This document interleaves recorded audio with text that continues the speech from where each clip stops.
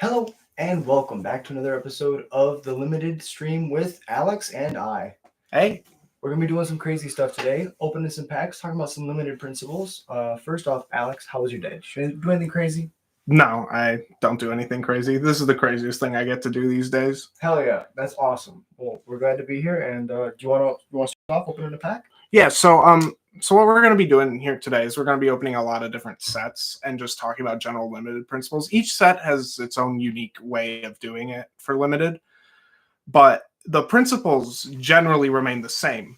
And that's why it's good to do a bunch of different sets when you're talking about this sort of thing, not just discuss it with one particular set or in the abstract, because it gives you some perspective. So the first setup I picked is Foundations because it's a core set, so it's going to be basic limited. Not too much. You're not incentivized to splash in this set at all. There's the synergies are really confined to 2 colors, and there's generally decent fixing, but not overly well that you want to do something crazy like 3, 4, or 5 colors. Now, how would you go about usually telling whether or not a set is splashy or does pull you in that direction where you want to play more than 1 or 2 colors? It's usually the rares. If the rares are strong enough that I'm willing to pick them middle of pack 2, pick them beginning of pack 3, even if I'm not in their color, then that is generally a sign that it is a more splashy format. There have been some formats where the uncommons are just better than the rares, and in that case, those would substitute the rare thing that I just said. That makes sense. But either way, you're looking for high power cards. Yeah. And they just drag you in that direction. Yes. Awesome. Also, another thing for splashy formats is going to be the lands that come in. We'll see some sets later that do actually incentivize 3, 4, or 5 colors if you know how to do it. And we'll talk more about that when we get to that. That makes but sense. I wanted to start off with the most basic sets we've had recently, which is going to be Foundations. And Limited is a very good, it's a palate cleanser. If you're a competitive player, if you're an EDH player, you want to get back into Magic, you just want to do whatever. It's limited, it's draft, and these principles that you're talking about kind of apply to all formats, but they're really exemplified in Limited. They're like something that usually sets and formats, right? You're right, the lands, they determine whether or not you can splash things. And the limited principles that you learn when you go and you play constructed formats, they just make you better at what you do. And that's something that I've definitely found is the inverse can also be true. I don't play a lot of limited. I grind constructed, but then I come back to limited and those foundation principles that I'm honing myself on, right? Combat math, whether or not what is the capability of your opponent? What can they do to beat you in any certain circumstance? If you play limited, it's much more basic, but those decisions you make, if you go in a certain direction, you better choose the right one because otherwise you just lose. Yeah. I could not have said that better. So let's go ahead and crack open these packs and let's see what we get. I'm hoping we don't both just get bomb rares because those are, while bomb rares are cool, they don't actually promote that much discussion. It's good to know what they are in the set though, so that when you open them, they get nice. I got a cat. Cat versus dragon. He's already winning. Now, with the onset of play boosters, meaning multiple rares in a pack, sometimes it can be drafts. Oftentimes are more high powered than normal. So let's start with you, Jack. What did you get in your pack? That's interesting. To start off with the rare, we kind of got a standout of Foundation is a 2-color rare that really doesn't do too much by itself, right? It's got double strike, 2 mana, 1/1, double strike, vigilance, trample. Good card, but it dies to a ping. It doesn't do enough by itself. But if you soup it up with something else, it could be something. Would you say that this is a trap? This is a card that would try to get you to go to Boros, but maybe if you're playing Selesnya, you're playing Gruul, it's something that's not worth splashing into? Correct. You generally don't want to splash 2 drops this low impact. I wouldn't even take this first pick. I would look to the commons and uncommons. Sometimes you find an uncommon that's just better.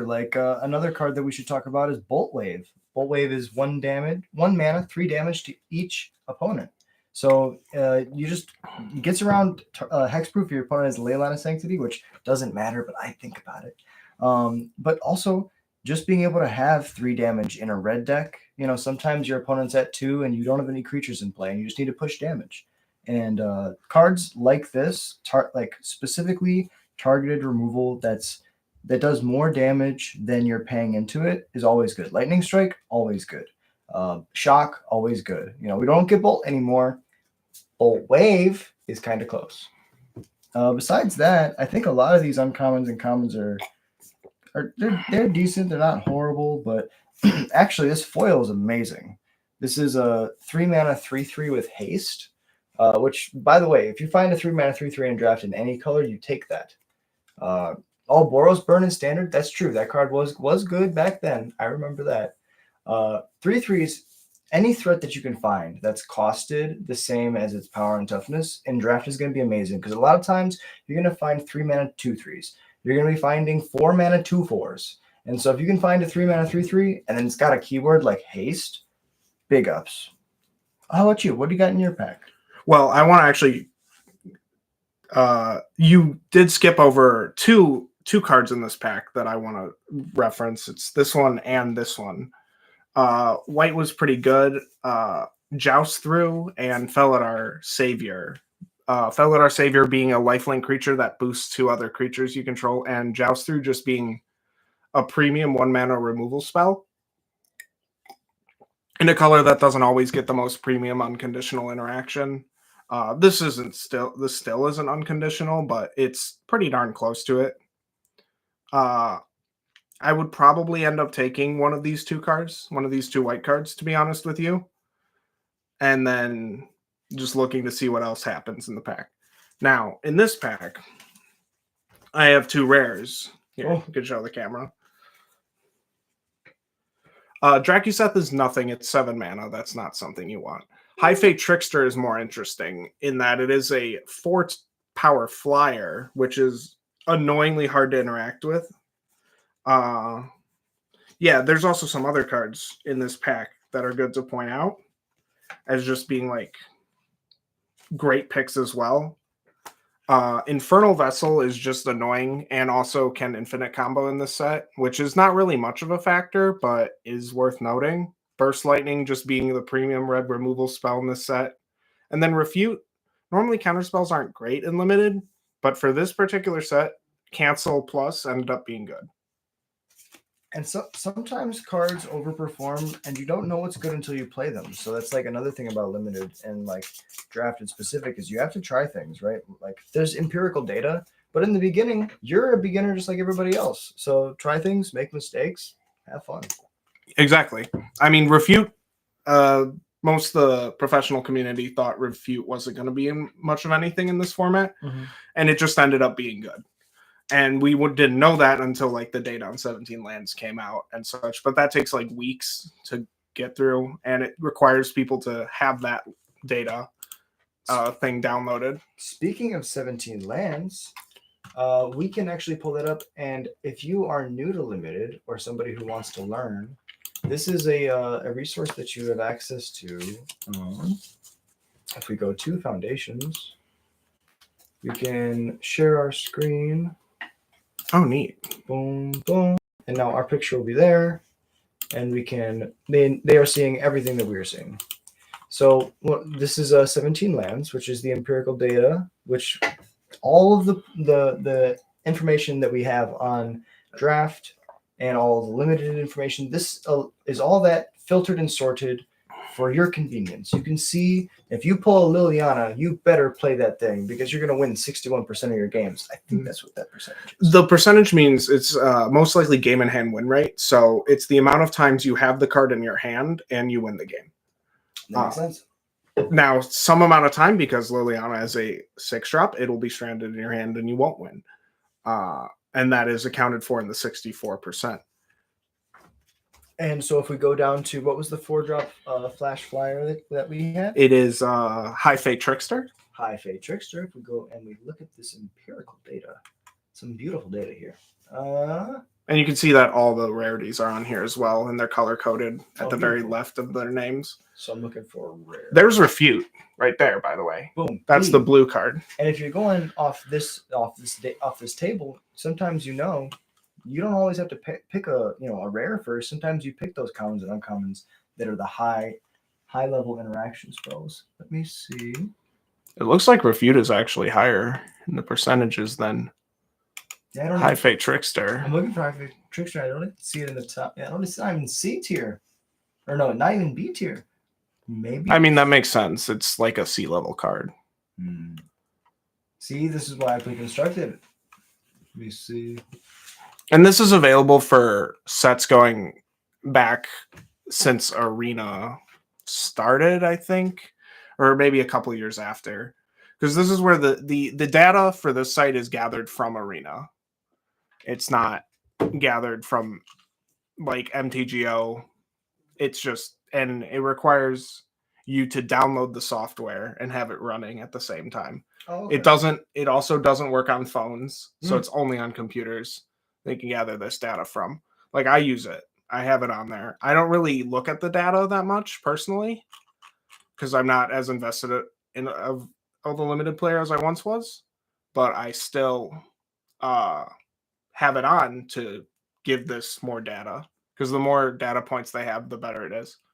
I can't believe that I've just like looked over this so many times and never found it. There's Burst Lightning up there too in the same tier as Refute.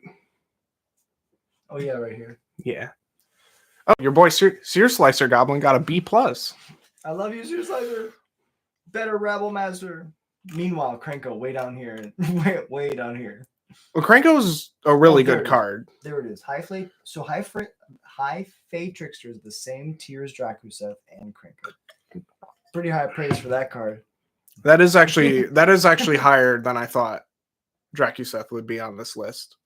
I guess if you're playing green red, you probably can try to ramp into it, maybe. Yeah, that's like the only thing you rise can do. from the ashes or grow from the ashes. The green sense. ramp spell, and then also of Black course red. Llanowar Elves. Yeah.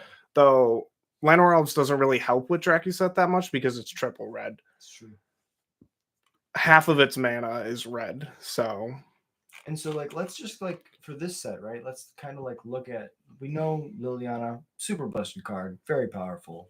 Embercleave, really busted in combat scenarios.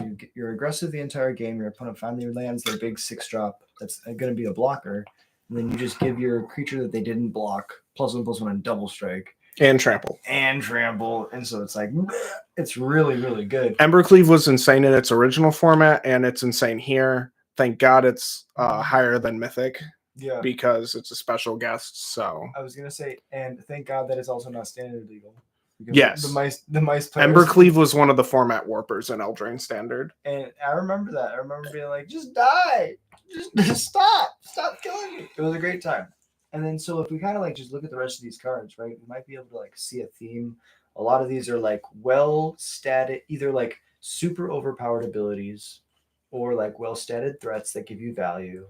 The themes will generally show up. Like, you can usually glean that more from the commons and uncommons than you can from the rares and mythics, because the good ones are just going to be good and the bad ones are just going to be bad. That's a good point. Yeah, all of A tier is probably just like great cards, and then everything else is kind of like you have to play them well. They have synergies with other cards that you have to see and find. Felling Blow, B tier. Put a +1/+1 counter on a creature you control, then creature deals damage equal to its power to target creature your opponent controls. I've always felt like these fight effects are like mid, but for some reason I always lose to them. Well, this isn't a fight effect, it's a bite effect. Bite effect. That's why it's so good. Bite is even better. Yeah, because your thing doesn't die. Exactly. Mm-hmm. So yeah, there's a lot of really cool cards in this set. I saw Kaido and I had a little bit of standard PTSD for a second. I was like, no, not Kaido, but this is a different Kaido. I actually encountered someone playing that on the ladder today. I mean, it seems like they're playing it in a draw 2 deck. Sure, that makes sense. That makes sense a lot. I also love Spectral Sailor. This was a card back in its original standard that was just insane. It was playable in standard. It was an insane draft card. I think it's on one of in Pioneer as well in Spirits. Mm-hmm. Spirits. Oh, bring Spirit Wizards. Remember when Modern Spirits? You could play that. You could play Spirits in Modern. Yeah, I think so. Now you can't. It's so sad. The spirit. It was Darren. I was talking to Darren, and my friend. Oh my god, I'm so bad with names. I was talking to two of my friends the other day, and I was like, "Remember what happened? What happened with spirits? They were playing spirits in Pioneer and Modern and kicking my ass, and all of a sudden, the cards just go away." So, yeah. So this is a 17 lands, really cool. You're able to kind of just like if you don't have like a lot of like people around you talking about what's good and what's bad. If you don't have like a resource like Alex, which I do, I'm very very thankful to have as my friend. Then this is a website you can use and you can gain a lot of data and you know be informed about what you're opening. Like right. So like if I just like go to a random card, run away together. Right. This is a random blue card. If I just try to find this card, I'm like okay, it's blue, and I'm just staring at this data. It's probably low C, high D is my guess. Okay. Run away together. Aha, high D. Mm-hmm. This man knows what he's talking about. So this is something you can do, right? You can be like, well, I don't know if this Swiftblade Vindicator is any good. You see if it's down here. Okay, it's not. No, it's still playable, unlike Progenitus, but yeah, Progenitus is like the worst that you could possibly get. You like take it out of your deck. Omniscience, I agree. Grim Tutor, I agree. Why would you in draft specifically tutoring? If you're not going to win the game with that card, it's kind of like wasting your turn. tutors get better the better the rest of your deck is. Truth. That's why they're so good in like older formats. Then Brass's Bounty is nothing. That's a card for Commander. Yeah, I don't know why it's here. It's a 1,000-year Storm combo piece. Besides that, here's Bolt Wave. Yeah. Yeah, you generally shouldn't be putting Bolt Wave in your deck. I wasn't going to correct you, but no, for limited it makes sense. For limited it makes sense because this is a constructed card. It's a 1-drop that doesn't really do anything. And if you draw it late in your opponent's at 20, it doesn't present repeatable damage. Creatures are so good in limited because you're able to just attack every single turn, and the damage piles up. You pay 1 mana for 3 damage, or you could pay 1 mana for a 2/1 that attacks your opponent for 20, right? So it's just like damage right up front versus damage over time. And this is really cool. You can use this data to just look at random cards in your pack, try to figure out, what's a good pull, what's a bad pull, and then learn from that. Try to figure out why does the data say that these cards are better than the other ones, and you'll find it out pretty soon. It's pretty obvious once you play with the cards what cards do good things and what cards don't do good things. But now I'm rambling. Yeah. Shall we move on to our next set then? Let us do it. All right. So the next setup we have is Bloomburrow. Another simple set. It's not a core set, but it basically feels like one. It was highly synergistic tribal set that did not incentivize splashing despite the 3-color mythics. Almost all of those were not worth it. 3-color mythics? Yeah, like Glarb. Oh, yes. And Helga. Are they all frogs? No, just those two are. I don't know the other ones because I don't care about them. Well, those are the I just like frogs. the frogs. Yeah, I was going to say they're cool. All right, well, let's do it. Unfortunately, the frogs was the worst color pair in this set as well by a mile. Oh, it's so painful. Yeah, it kind of sucks. I got a beautiful bat. I got an art card, so. Okay, you already beat me. Okay. Okay, I have a rare that pulls me in a particular direction, so let's see what you have first. I'm going to look up the set, and we can talk about it on the 17th. Oh, this is unfortunate. We both have rares that are just like the obvious picks. It's like, damn it. This doesn't make it. I was gonna say. But it's good to talk about still, to know good things. So we'll start with yours, because you opened a Bomb Mythic rare. So the card that we got was was the Dragonhawk. The Dragonhawk Fate's Tempest, 5 mana, 5/5 flyer. Right there at A-, 62% game in hand win rate. Pack one, pick one, wham, slam, damn. And you know what's funny?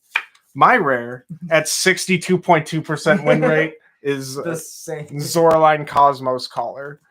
This one takes you down a very specific road. It wants you to be bats, black, white, whereas Dragonhawk doesn't. It just wants you to be red, which is a little bit more open than other. I was gonna say, and you can things, and you have a lot of options in this pack specifically. If you were to take red, you have 4 other red cards that you could play. That you could wheel, yeah. Yeah, all of which are decent options. And so that's kind of the nice thing when you do open a bomb. you can kind of just like be forced in a direction. You're like, well, I'm in red now. Yeah, and that's fine if you stake that out early and get that out early. You're doing great. With Zoraline specifically, like if you stake this out early, you can get in because there's hopefully, there shouldn't be 2 black-white drafters at a table. And both these cards have stat lines that are equal to their mana value, right? So like Zoraline is a 3-mana 3/3. Flying Vigilance. So like awesome keywords tacked onto an amazing stat line. Same thing with the Dragonhawk, 5-mana 5/5 with the flying in draft. If you don't know this, flying in draft is like unblockable sometimes. It's just amazing. You see a flyer, sometimes you got to take a flyer. Yeah, I feel like let's see give me a random card out of that pack. I'm actually curious about this one, the Driftbloom Coyote. All right. So I think this one's probably like almost a B-level card, but it could be lower because of the speed of the format. it's a 5-mana 3/4. When it enters, exile target creature an opponent controls until it leaves the battlefield. If that creature had power 2 or less, you get a counter on it. So it becomes a 5-mana 4/5. And it's an O-ring, which is really good. Now let's see. We go Driftbloom Coyote down in the white section. Oh, right at the top of C tier. Okay. So it's like it's a build around, right? You got to have like probably an aggressive setup, and then you just Heisman their best blocker, swing in for a bunch of damage. That's kind of how white was in the set. It's very one note. That makes sense. Yeah, you just try to go wide and say, please don't stop this. Yeah. And then another card we can talk about, it actually at the top is this one. Ooh, Hunter's Talent. We were talking about fight spells, so actually I think this is another bite, but go on. Damn it. It's an A-. Oh. So actually it's amazing. I don't have to hold it up to the screen. So when it enters, you deal damage equal target creature control. Deals damage equal to its power, target creature you don't control. And then it just sits there. And then you can pay 2 that whenever you attack, target attacking creature you control gets 1+1/+0 and gains trample until end of turn. So it just like allows you to push damage effectively. And then for 4 mana, beginning your end step, if you control a creature of power 4 or greater, you draw a card. You just got to pay 4 more mana to do that. So early game, your green deck is usually going to have bigger threats than your opponents, but they're going to go faster. If you have a big threat in play, this is going to allow you to slow your opponent down. So you kill one of their things, block the other thing. The next turn, they probably can't attack into your creature. You play another big creature, allowing you to attack with the first one. So you can level it up, give it trample. And then if you have nothing, you're just sitting there on a board stall, level it all the way up, start drawing cards. And for the pack I opened, you could make the argument of just taking that over Zoraline because it's one color and the mana cost doesn't really matter because 3 versus 2 is whatever. But I would still personally take Zoraline because it's just that good. She's that girl. Yeah, it's just like it puts you into a decent deck and does a decent thing. If we go back to the foundations packs real quick. Yeah, we can. Let's pick 2 arts. You were talking about something you wanted to do for a special someone. Oh, yeah, that's right. I totally forgot. Yeah, here's your pack. You pick your favorite art, and I'll pick mine. It's an easy pick for me because I love a certain card in this pack a little bit too much. Here, we'll go back to foundations so that we don't have to try to hold it up to the screen. I can just hover it over. Hover over. Of course, it's that card. All right, I will say it's probably way down here. Yeah, it should be. It should be close to F. I'm assuming it to be an F. Goblin Negotiation. Yeah, it's right there. There we go. Beautiful. So my card is Goblin Negotiation because if we're just looking at the art, this poor merchant is getting pub stomped by a group of hungry goblins. Either you pay for Krenko's protection or you pay to replace your stall. Either way, you pay. Oh, and it's your boy Krenko too. I love Krenko. My favorite art from this pack is definitely going to be towards the bottom. It's this one. Oh, hell yeah. It should be it. Oh, it's not. It's higher than that. Oh, there it is. In C-. That's higher than I thought it would be. Beautiful art there. When seeking spiritual enlightenment, best to go directly to the source. There's a bunch of spirits being like, hey, I got your answers. That's awesome. Yeah. So now let's pick our favorite art from the Bloomburrow. Hell yeah. Sorry. No. I thought I had passed. There we go. You're all good. Oh, it might just be this one.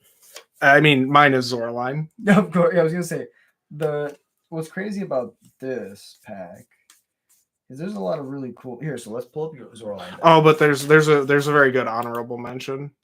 So we'll go.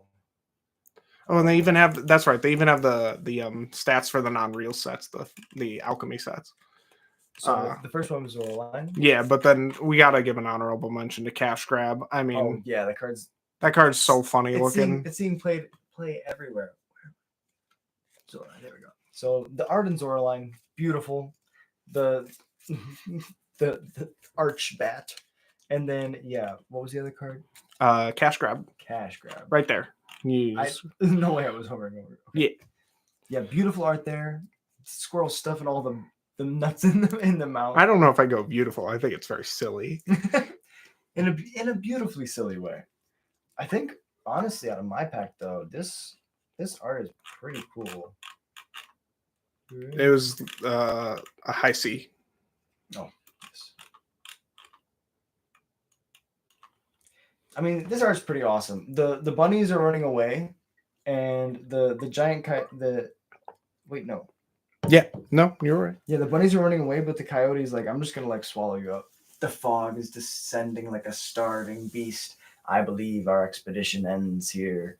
That's pretty awesome. And then of course, Dragonhawk, which is just imagine in a world full of bunnies and rabbits and squirrels, a giant hawk that summons tornadoes. Oh, giant Dragonhawk. A giant dragon hawk. Yes. It's a bird dragon. It breathes lightning and summons tornadoes. And you're a little bunny down here on the ground going. What do I do about this? I think you die. I guess I'll die, I guess. Damn it. All right. So now we're going to move on to a different set. And I'm actually going to give Jack his pick here at this point. I'm not going to tell you what sets we have, but just pick one and we'll talk about it. Let's do that one. All right. That was pretty controversial. So we have this is actually a great time to talk about Planeswalkers in Limited, because in War of the Spark, which is the set we have, there's a Planeswalker in every pack. Which is insane because for my entire Magic career, Planeswalkers were extremely rare and were never really found like easily in packs. And in this set, they were like, actually, you're all Planeswalkers, so why not?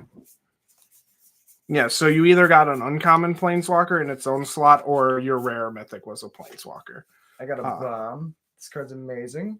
It's an aggressive card. And I don't know if you pick it though, because there's so many good cards in this pack though. Storm Thirst is not a very good card comparatively.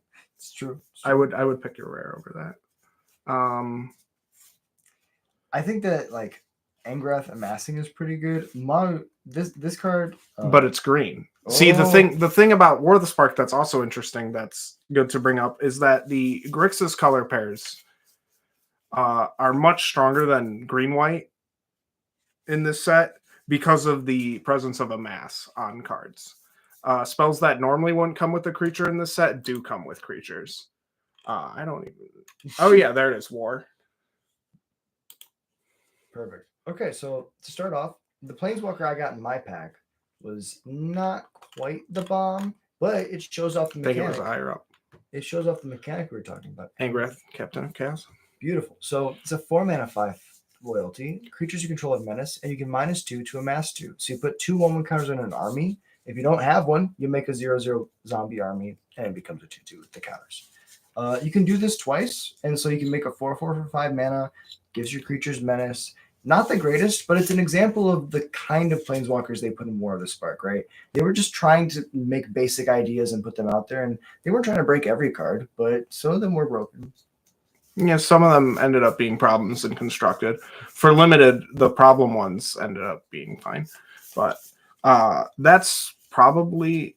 I would lean towards one of either your rare and Dreadhorde Butcher, which I'm guessing is going to be lower. Yeah, let me see. But how much lower is the question? Okay, so it's from C plus to C minus, and Dreadhorde Butcher is 2 mana 1/1 haste. When it deals combat damage to a player or a planeswalker, put 1 counter on Dreadhorde Butcher. Whenever Dreadhorde Butcher dies, does damage equal to its power to end target. So it's kind of like Scamp from nowadays. But it's really nice in an aggressive deck. If you have pump spells, you can put counters on it. If you're in Jund, like again, we're talking about how green is bad, but there's things you can do to make this card good temporarily, right? At the end of its life cycle. Yeah, so it's probably just Angrath out of your pack. That makes sense. Yeah, there's like some okay cards, but they're nothing really that great. You can try to make an argument for some bad cards if you just like to jam things. Let's see where Charming Stray ends up on this list. There's no way it's that high. I was hoping. Oh. There, it's D-. It's a beautiful cat, but by itself, it's meh. How about you? What did you get in your pack? So I actually got some interesting cards to talk about. My first and the mythic out of my pack is Finality of Eternity, which is an A+.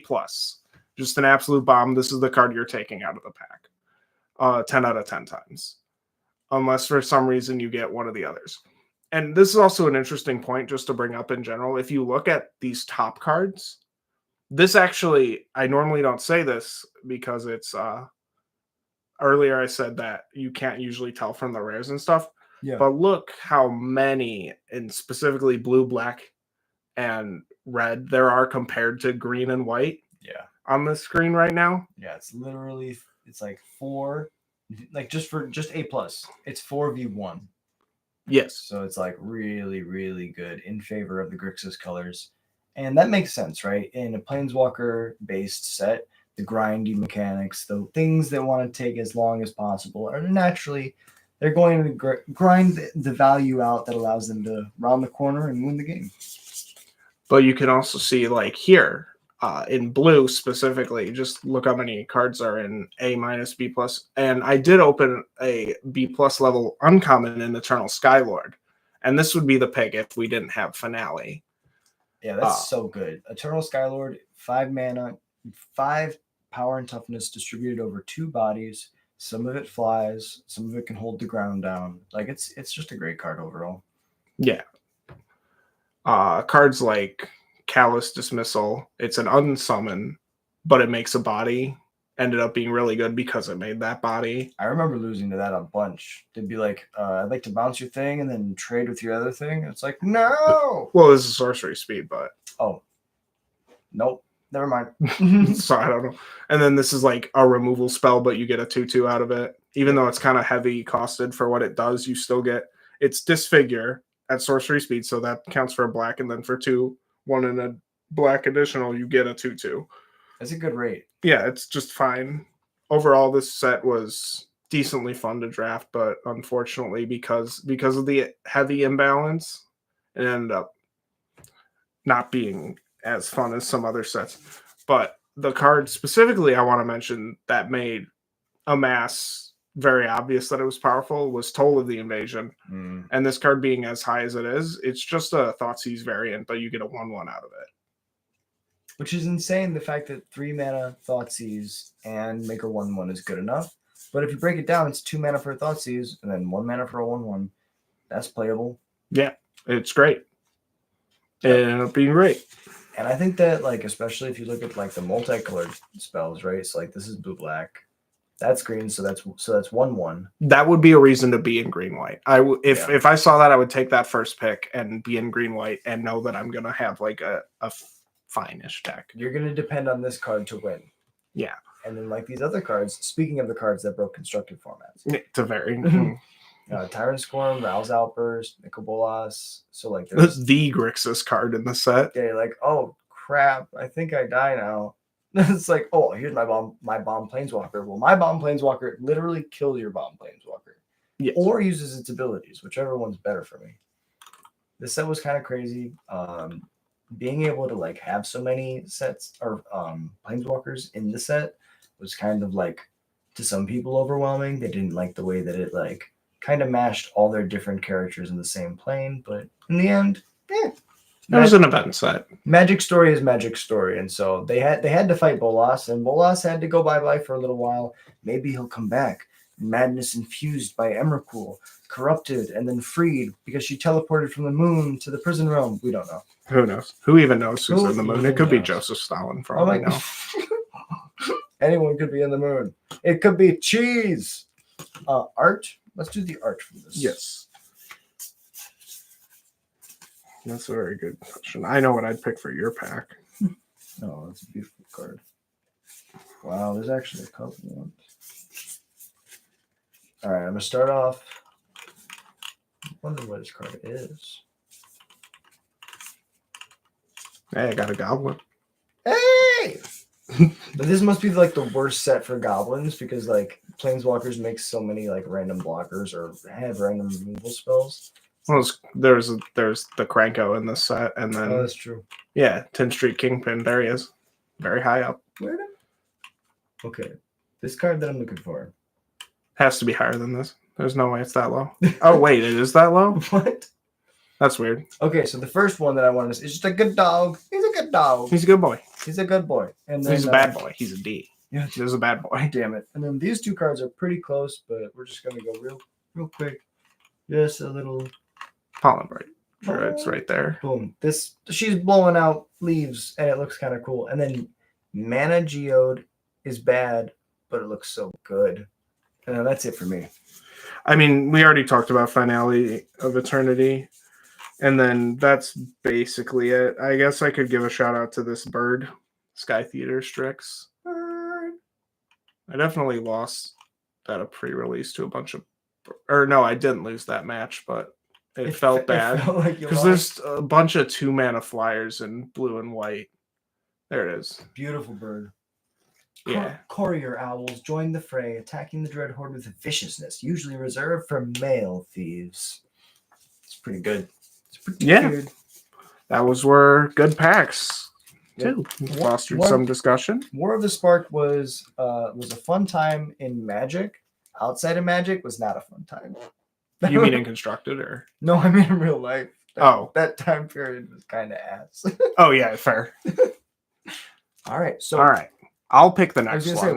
What are you feeling? Let's stay on Ravnica, shall we? Ah, yes, the beauty. This is after the invasion. They rebuilt. Yep. And now they're all detectives. Yeah, now they're just killing people anyway. Who cares? It's like nothing happened. Bolas wasn't the problem. The real enemy was inside. I don't know. Thank you, Jack. I don't know. So, there's something really special in these packs. What was in Murders of Karlov Manor that was really instrumental in most formats with fetch lands? Oh, the Surveillance. I thought you were gonna cue me. I thought you were cueing me into what I want to talk about from this set. But... Oh, I wish I was that smart. No, the Surveillance were busted, and they really helped a lot of constructed formats level up their mana bases. They are, however, mostly duds for limited, as most rare duels are. That does make sense.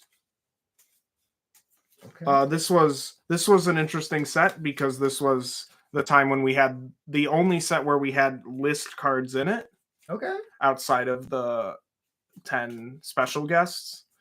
So this made new archetypes spawn based on old cards they inserted into the format. Which is awesome. Do you want to pull it up on the... Oh, yes. But this one also had interesting things because of Disguise. For 3 mana, you could play creatures as face-down 2/2s with Ward 2. Disguise is insane because it reminds you a lot of Morph, right? Yes. Is this? No, I hit what? This Ravnica. There we go. I must have. Yeah. The wrong one. Yeah. I was gonna say that didn't look right. Maybe. Okay. Wow! Look at this. This is Crashing Footfalls was that high? That's crazy to me. All right. That is kind of insane.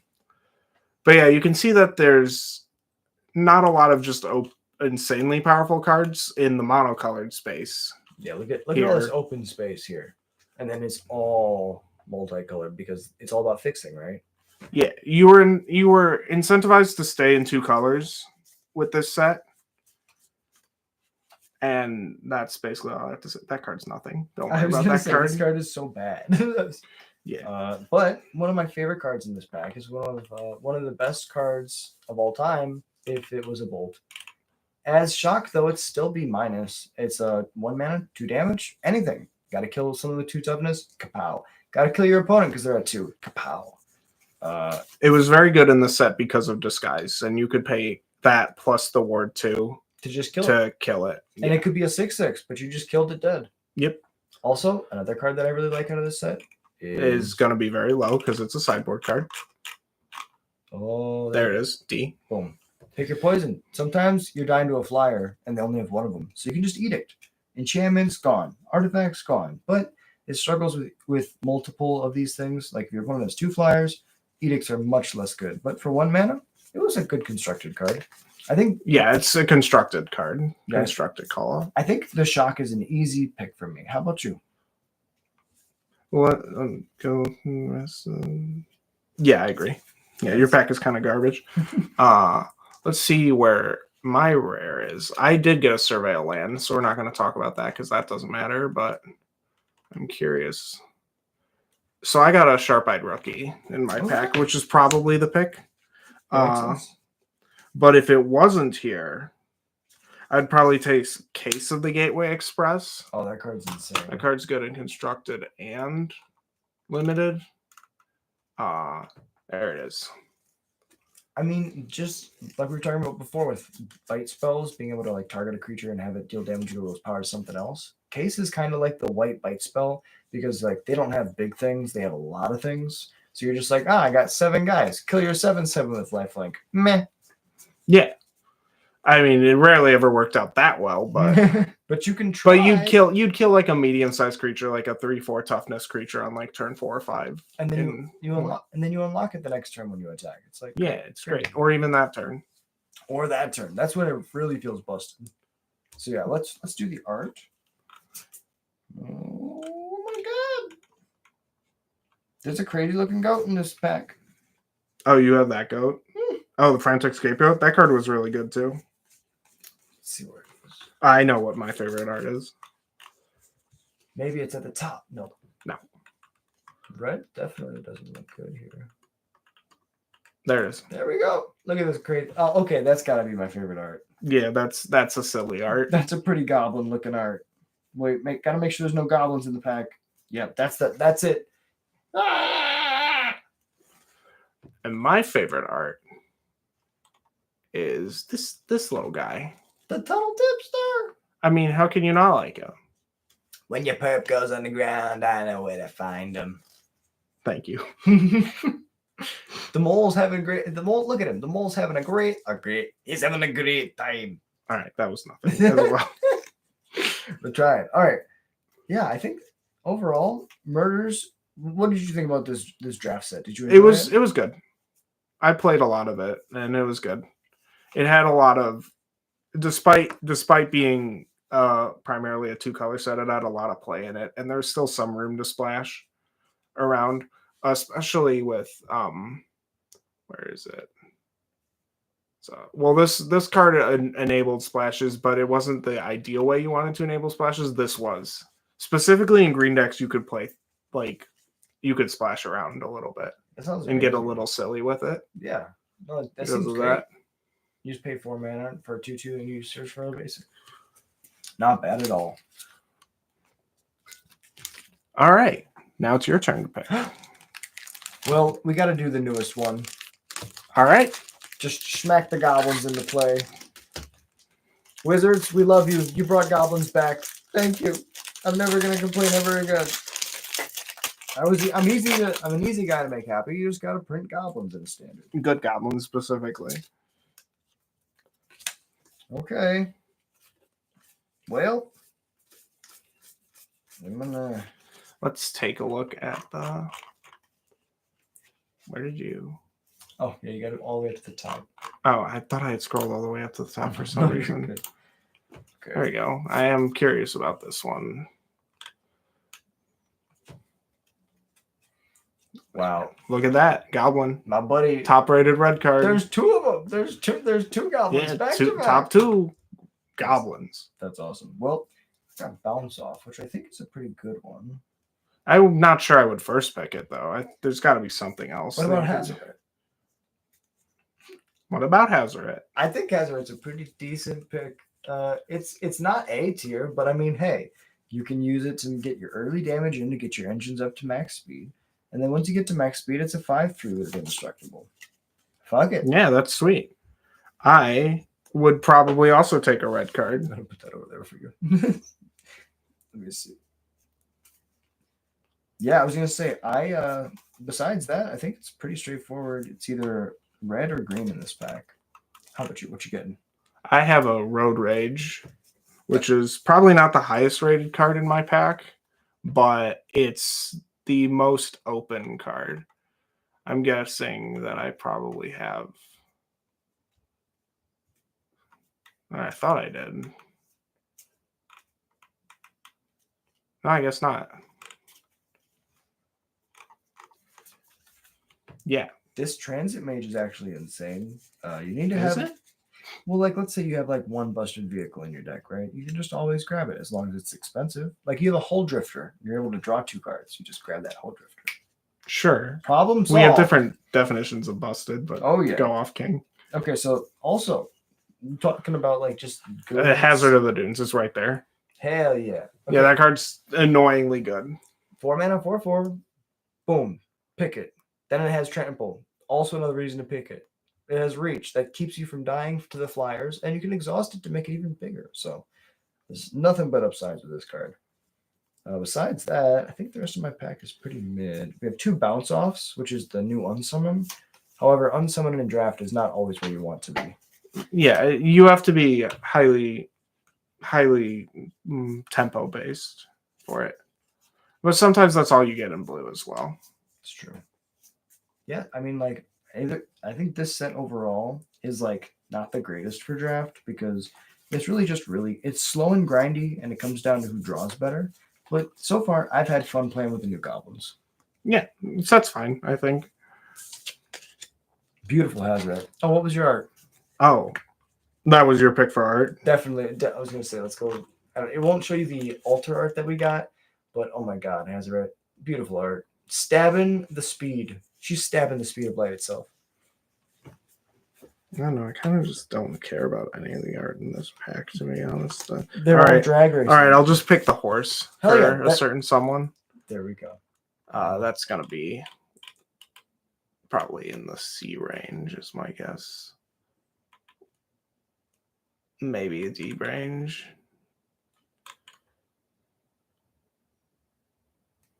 Got my eyes. My eyes don't want to work. Oh, there we go. Right field Mustang. You know what? In a set full of cars and stuff, I can respect a beautiful horse. Alrighty. Let's jump into the next one. And I hope you all are seeing a theme here. I hope you guys are understanding that we're looking for certain principles, right? In the beginning, pack one, pick one. You're trying to just get a sense for a direction, right? What cards are good and what cards are going to pull you in a direction that then you're just going to fill in the gaps around. Yeah, you're just trying to pick the best card. Pack one, pick one, usually. Yeah, it's not necessarily about trying to get to a direction, though sometimes it does happen. Mm-hmm. It's not rocket science. You just follow the gold.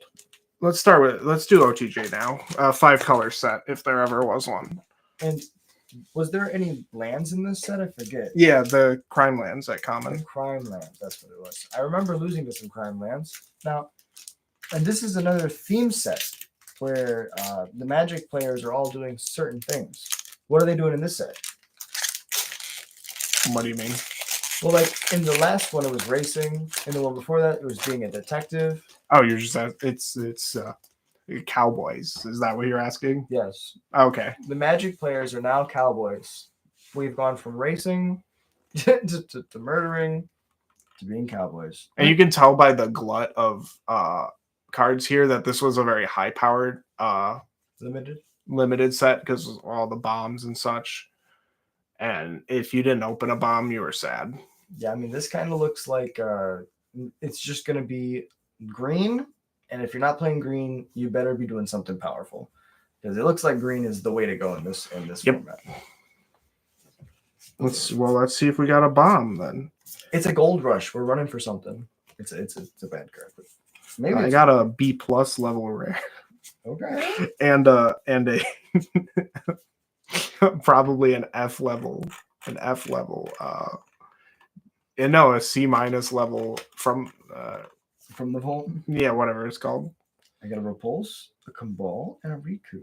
Those are not very good. Yeah, they're all very specific. I got a Stoic Sphinx, which is Stoic Sphinx is pretty good. Yeah, it's just like a big blue flyer, and that's probably what I'd end up taking here because it like puts me in a spot where I'm happy to play it. And another thing, right? It's 4 mana. It may not be a 4/4, but if you take the total, right, it still adds up if you divide it by 2 to being a 4/4. So that's like another thing, right? If you have 4 mana and you're paying for an overcosted stat and an undercosted stat, if they net out to be pretty much equal, the same principle applies. You want creatures that you're paying less mana for more power and toughness, just generically. For example, this card is bad, but it's another. No, that card's very good. No, damn it. Well, At least no, I think you're right. It's in here somewhere. Free Strider Lookout. Okay, so C plus or no, you're looking for Free Strider Commando. oh, Scroll down. damn it. Maybe there we go. I liked this card. I know it's got a C minus, but this card was pretty good. What and like play patterns wise, why did you like this card? Because another card works really well with it. Where is it? It's gonna be up here, very high. Looking for Back for More. There it is. Boom. Because it puts it into play and it's a 5/5 because you spent no mana on it. That's pretty good. Yeah. So like, you can also plot it and then it's a 5/5 as well. But yeah, I mean it's a 3 mana exactly. It's a 3 mana 3/3 that you can trade in combat, and with that you get it back with extra power later. Like, that's just a great play pattern, and it's things like that you pick up by playing this set over and over again, right? Like, yes, you just learned that from picking those cards up and putting it together. Yeah, I mean, I played the like green black X deck so many times in limited. He's funny. So let's see. Let's look at this card real quick, and then we'll do our favorite art. There he is. The Loan Shark. 4 mana, 4/3/4. When he enters the battlefield, if you cast 2 or more spells this turn, you draw a card and plot. I just like the art. He's just like, hey, I'm a loan shark. Puns intended. Alex and me both got a loan shark. That's funny. All right, let's see art-wise. I have my pick already. Beautiful. It's this Tarnation Vista from Big Score. Oh, what in tarnation? Yeah, exactly. Oh, I probably should have talked about my rares, but they're both bad. They're both creatures that are I guess this is a good example of a card that we should talk about for why it's bad. Why would you not want to play this card? Because some people would look at this card and be like, oh, I want this. I mean, it could have been good. I just never wanted to play it. Scroll down. It's not that. And you'd be lying to yourself if you thought it was this good. I always lie to myself. That's how I'm this confident. Yeah, it just like... It's 3 colors. Yeah. It requires you to do a thing that is not necessarily always going to be good for you, or just like the best thing to be doing, which is choosing modes on cards, because most of the best cards in the set don't have modes. It's just talking about the what's that mechanic? D- tier. Whoa. Yeah, the card sucks. It's talking about the spree cards. And a lot of the spree cards are not as strong as some of their counterparts are. That makes sense. Sometimes you just want to play the straight. You want to pay the rate and you want the effect, right? You just want it to happen. You don't want to have to pay extra mana for it.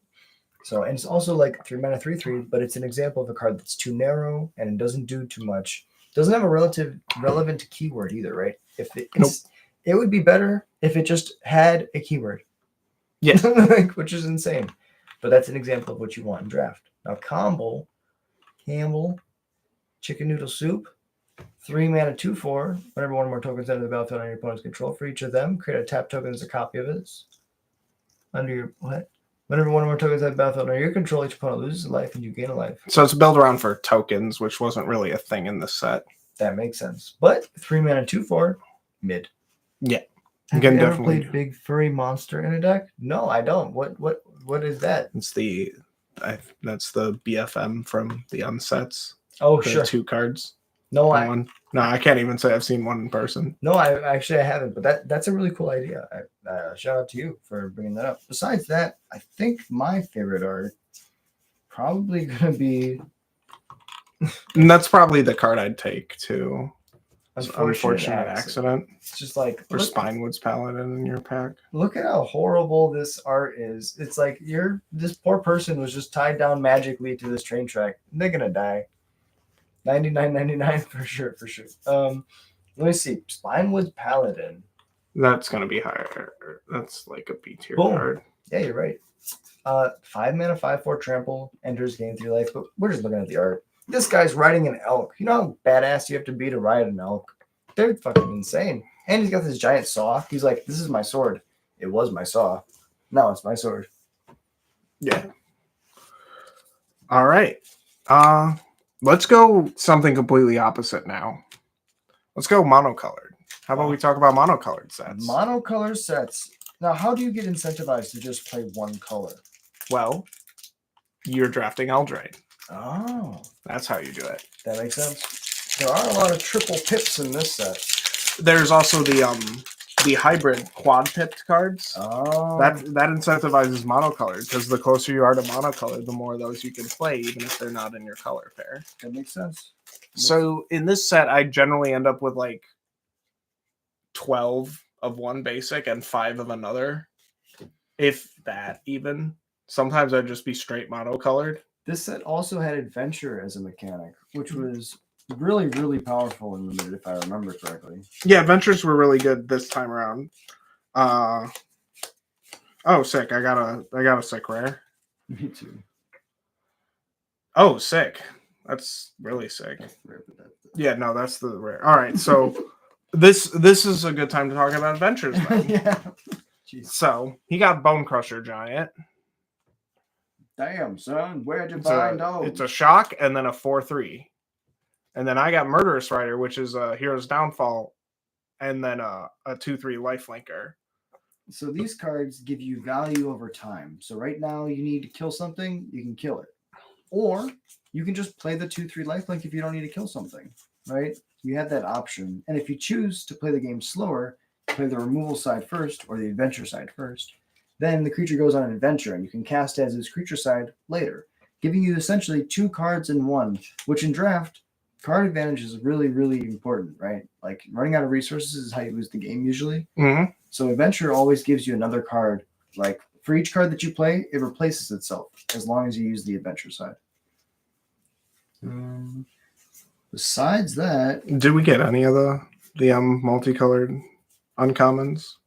Yeah, you got one. That one's a good one to talk about because that one I like, but it's probably not as good as. Oh no, it is exactly as good as I think it is. So this one's really good. If you're either heavy blue or heavy black, you don't even have to be both. You play this card, and then it's just good. It just takes their best thing from either their hand or their graveyard. That was the case with some of these, where they were just like, yeah, this is good. Bowel was good. Then you get like just this huge 5/5 or this dragon that loots whenever it enters or attacks. I remember all of these cards beating me up. Like this Covetous Urge was a card that I felt like was just an upgraded Gonti. Like Gonti had a body and it was Death Touch, so it could kill you. However, being able to just take the card out of their hand makes it like 1 mana Thoughtseize, 3 mana cast a card from their graveyard, or exile a card from their graveyard, cast it for as long as it remains exiled. It's just such a cool like play pattern. And yeah, how did you feel about this draft format overall? This is one of the best draft formats of all time, in my opinion. It's really hard to get past this.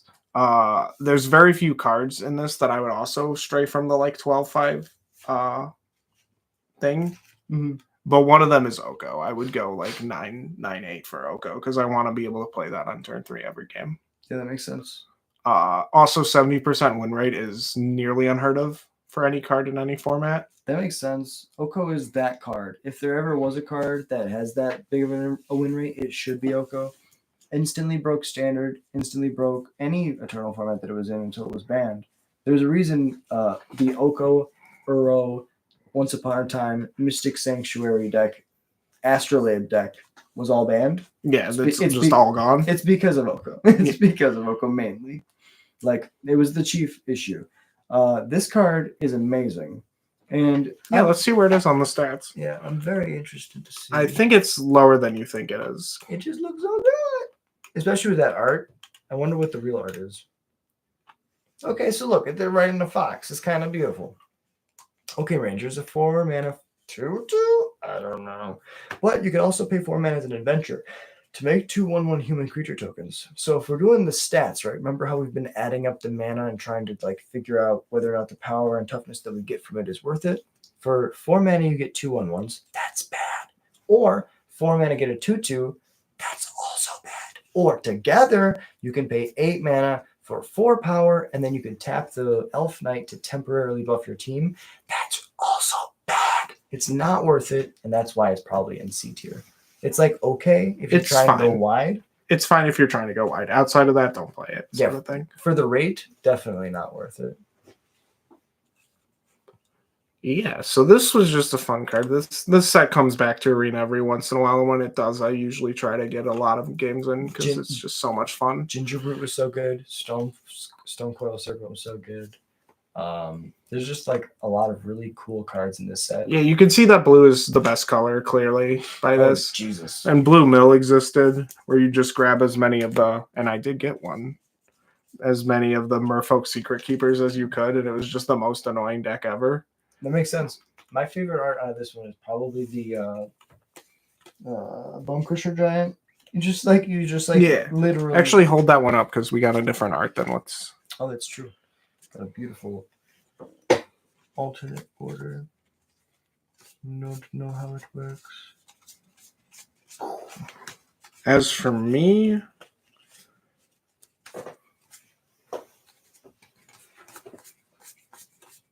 I mean, we got to go with Marrowleaf Rider. That card's so cute. Go ahead. It should be down, is my guess.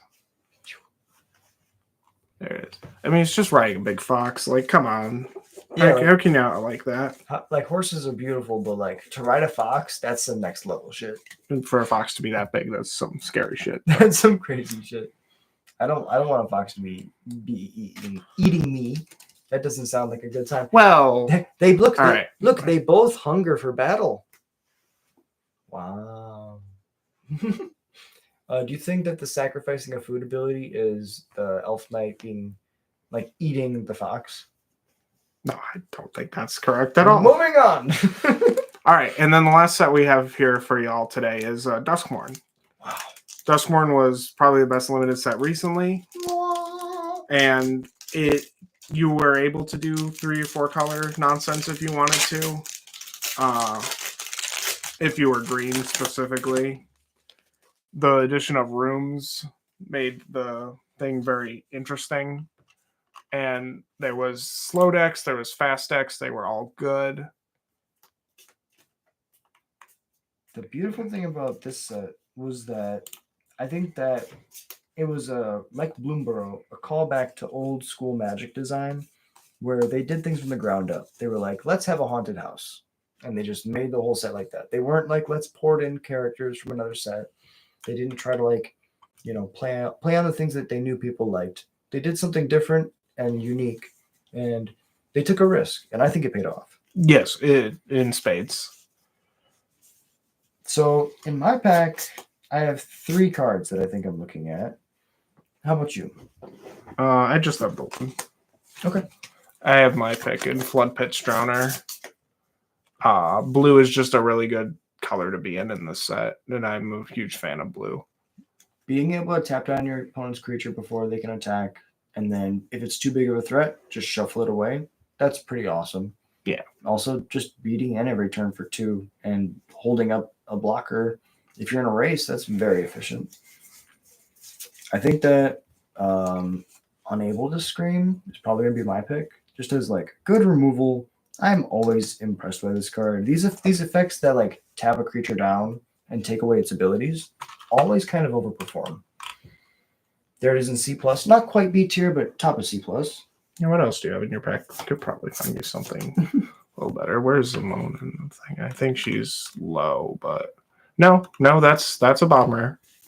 3 mana 1/1. End step, if you land into the battlefield under your controller's turn, and you control prime number of lands, which everyone knows what prime numbers are. Then you create Primo the Indivisible, a legendary 0/0 green and blue fractal creature token, and put that many +1/+1 counters on it. Blue green is also a really good color pair to be in. I think that this card is unassuming. I wouldn't have picked this card, but looking at the data and after looking at like reading it a second time, it's definitely worth it because you're getting the body back over and over again. So you can like throw that 5/5 in front. I don't believe that it has to see the land enter. Correct. So you can just make the 3/3 at the end step. Then you go to your 5th turn, and then you make a 5/5. So you can throw that 3/3 away in combat or attack with it. And it just upgrades every 2 turns until you get to 7. Then it's 4 turns. But by then, if you're making a 7/7 and attacking every turn, usually the game ends. Yeah. Besides that, Disturbing Mirth is an interesting card to talk about because it doesn't do too much by itself, but it's right there. It's very good. So with another card that allows you to sacrifice a different permanent, I think this card's good because you have the ability to just like what's the black red black's thing was sacrifice in this set, so there's a lot of things that let you do it. You're just like, I would like to put this in the graveyard, then you manifest. When it enters, you get value off of it. Crazy art, but beautiful card. Also, nope. This is also one of the sets that had two signpost uncommons per color pair. Okay. Yeah, so Inquisitive Glimmer is another really good card. If you're trying to go into blue-white enchantments, being able to discount your enchantments and your unlock costs is kind of busted. Yeah. Besides that, this pack looks pretty straightforward. What do you got?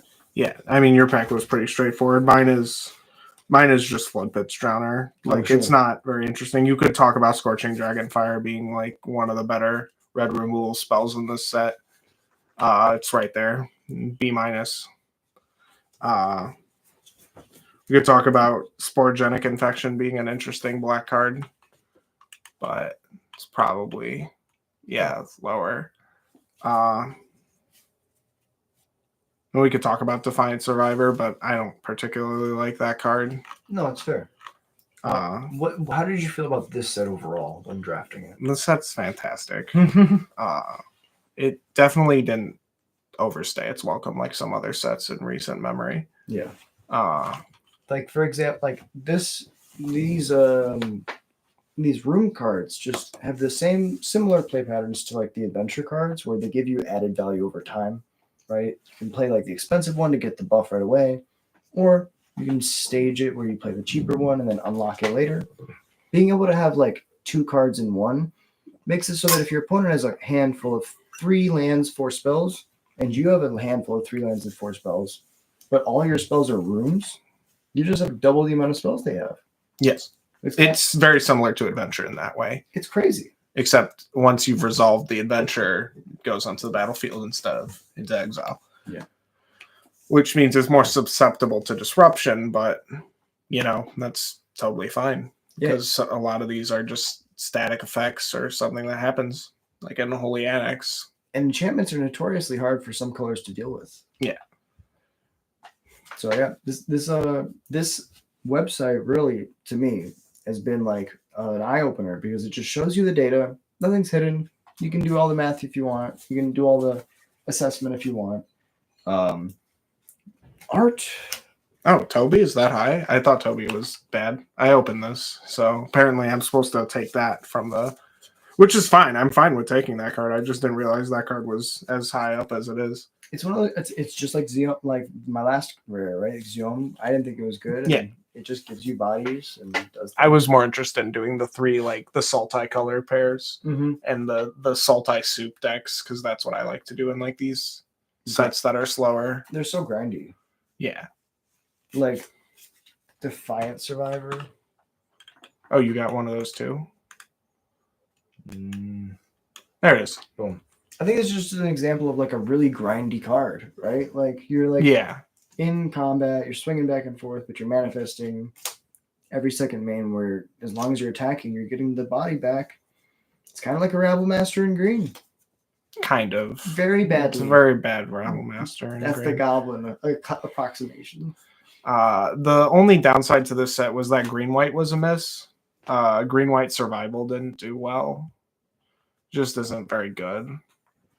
Because the survival creatures were just kind of small for their rate. And their survival effects were not very good. All the horror cards were so big and powerful, and all the other cards were just like very underwhelming. Yeah, so green-white kind of missed in this set. You could still play it, but it's just like not that great, in my opinion. Definitely. Untimely malfunction. That'll be down towards the F.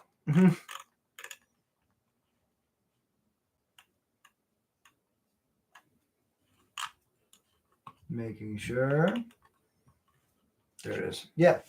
So being able to hit an artifact in this set did nothing. Yeah, no, this is an enchantment set. Yeah. So changing the target of a single target. Well, actually, this is a set with Delirium as well. Green-red was Delirium, so there are artifact creatures running around. The scarecrows are all artifact creatures. Oh, that's a good point. But they're not, that's fair. And the scarecrows are all good in this set. And if you're playing red, you're probably playing the scarecrow and not needing to kill one.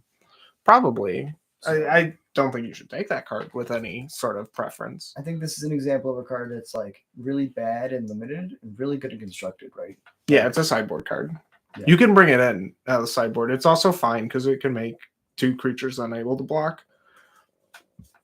And it shouldn't be a reason to play it, but it does have its uses. And to say it's just completely unplayable is just patently untrue.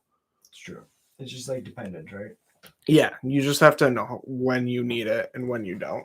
This is an example of like a crazy card, right? So like 3 mana 2/4, decent stat line. You can block for days. Not really the greatest attacker, but when you do attack, you're able to pump something else up and make sure it lives. So unless they can kill this 2/4, your other creature is just never going to die in combat. This card suffered from being the card green-white wanted. Oh, sure. And green-white not being good. That makes sense. They probably grabbed this and then died. Yeah, it's just like, because it guarantees you the survival trigger, but that was just so much of nothing. That's like it. Yeah. Yeah, it makes sense.